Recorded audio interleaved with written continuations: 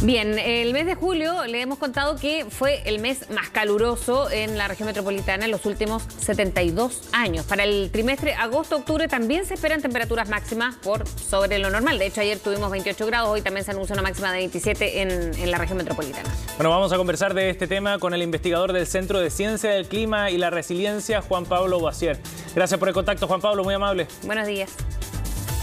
Hola, buenos días. Gracias por la invitación. Bueno, Juan Pablo, ayer a esta hora aproximadamente veíamos el reporte del Ministerio de Obras Públicas, de la Dirección Meteorológica de Chile también, y con conclusiones que son bien dramáticas, pero probablemente para nada sorprendentes, ¿no? Este aumento de temperatura, la falta de lluvia.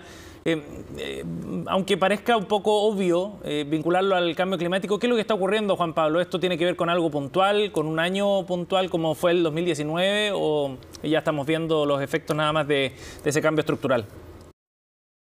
No, la verdad que no es nada obvio a veces vincular al cambio climático, porque es siempre bien difícil, digamos, mezclar estas tendencias de largo plazo. El cambio de clima, un poco como lo dice su nombre, son cambios en el clima que tienen que hacerse sobre una agregación de mucho tiempo.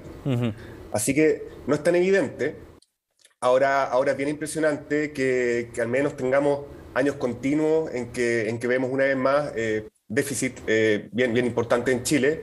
Y también, vinculando un poco con cambio climático, es bien notable ver que todos los años se cumplen récords, digamos. Y efectivamente sí. El mes de julio fue un año récord en términos de temperatura. Pero ahora cuando uno piensa en las olas de calor específicas, lo que está ocurriendo estos días en la zona centro-norte de Chile, o incluso ese mismo máximo, digamos, de julio, siempre hay que vincular distintas fuentes, digamos, ¿ya? Fuentes, causas de esas anomalías tan importantes, ¿ya? Y efectivamente existe una condición, digamos, de la atmósfera particular de este mes, y también para esta ola de calor, que de alguna manera añade anomalías a una tendencia que estamos viendo de más largo plazo, que es bien evidente en Chile, tanto las temperaturas como la precipitación, y eso sería más bien la señal de cambio climático antrópico. O sea, podría haber cambios así como los que se han visto en estos días también en verano, porque cuando a uno lo asustan estos cambios de temperatura en invierno, en fin, también posibles lluvias con temperaturas más altas quizás en verano, lo que va provocando otros efectos que lo vivimos, por ejemplo, en el Cajón del Maipo a principios de este año. Como hechos o efectos así también se podrían ir produciendo en estaciones que no están bien marcadas, digamos. Claro, bueno, hay varios elementos ahí. Bueno, una cosa es que si bien estadísticamente llaman la atención, digamos, estos meses invernales que cumplen récord de temperaturas altas, la verdad que en términos de olas de calor, siempre quizás nos va a llamar más la atención lo que ocurre en verano, puesto que ahí las anomalías, digamos, de temperatura son sobre los 30 grados e incluso mucho más que eso.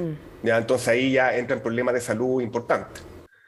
Ahora, respecto un poco de lo que comenta de esta tormenta que tuvimos en verano, bueno, es bien notable. Vale la pena ahí mencionar de que debido a esa tormenta no tenemos un déficit tan extremo este año de precipitaciones como lo tuviéramos si no contamos esa tormenta, digamos, de verano. Claro. Sin contar eso, o sea, contando solamente, digamos, la precipitación de otoño e invierno, este año estamos en una hipersequía comparable al año 2019 y de otros años, un par de años anteriores en el siglo XX. Ya, así que digamos que en términos de número, esa tormenta cálida, ¿no?, de verano ayudó un poco, pero aún así estamos con un 70% de déficit este año. Y Juan Pablo, ¿y hay posibilidades de que eso se pueda revertir en lo que resta de este año, parte de ese déficit? No, yo lo veo muy imposible. O sea, a menos realmente que nos caiga un diluvio en la primavera, yo lo veo imposible. ¿Ya? Y es, digamos, una señal bastante marcada en todo Chile. Eso también es muy notable. A veces los déficits en porcentuales son menos importantes en el sur, pero en términos estadísticos son más importantes. O sea, son más significativos. ¿Ya? Y el día de hoy tenemos un déficit muy importante en Chillán, en Puerto Montt, incluso creo que en la región de Aysén. ¿Cómo se puede ir cuando vemos que esto no está en nuestro control? ¿Hay quizás algunas conductas que se puedan ir tomando, no para paliar, porque me imagino que es muy difícil, ¿no? Pero sí para ir adecuándonos a este cambio climático que conlleva esta sequía muy grave por lo demás en varias zonas, sobre todo aquí en la zona centro? Claro, es bien complicado. Bueno, una cosa es la mitigación y ahí nosotros podemos aportar bastante poco, puesto que el cambio climático antrópico de escala global, digamos, está asociado a las emisiones de gases de efecto invernadero y ahí Chile puede aportar, sobre todo mostrando el ejemplo, ¿no? Somos unos países que realmente podemos transitar hacia una economía, hacia un modo de vida más bajo en carbono, con menos emisiones. Así que esa parte es muy importante, primero que nada, pensando, digamos, en el futuro mediano y lejano. Ya tenemos que mitigar, tenemos que parar esta tendencia global hacia el aumento de emisiones y cambio climático.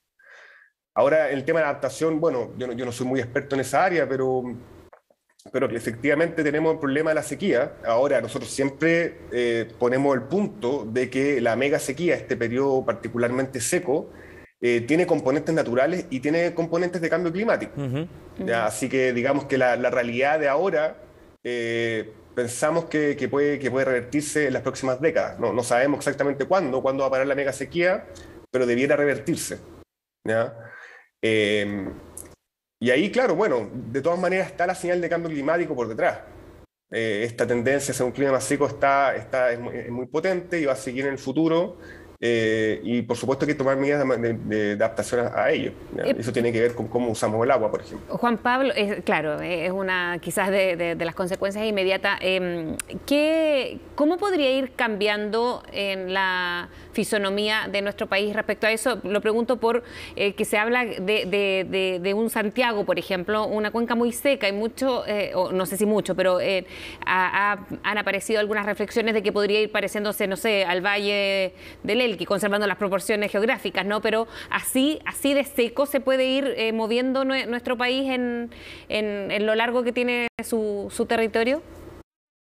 Sí, bueno, a mí me parece un poco exagerado eso. ¿Sí? Claro, o sea, realmente, digamos que el Elqui está ahí en una zona ya bien cercano al área, ¿no? En claro. Norte Chico. Entonces, no sé si ese es el panorama, pero sí que hay menos agua. De hecho recientemente la Oficina Nacional de Meteorología, digamos, la DMC en Chile, cambió los estándares climatológicos, siguiendo un poco digamos, los formatos de todo el globo para ello. Y hoy en día, claro, la climatología de Santiago, de la zona central, bueno, de todo Chile, ha cambiado producto de este periodo, de esta década muy seca. ¿Ya? Y cambió por bastante, digamos. Así que efectivamente tenemos que acostumbrarnos a ello. Sí. Pero yo tampoco pongo la alarma así como a pensar de que la zona central o centro-sur se va a aparecer en Norte Chico, ¿no? Eso me parece una exageración. Ya, qué bueno, por lo menos un poquito.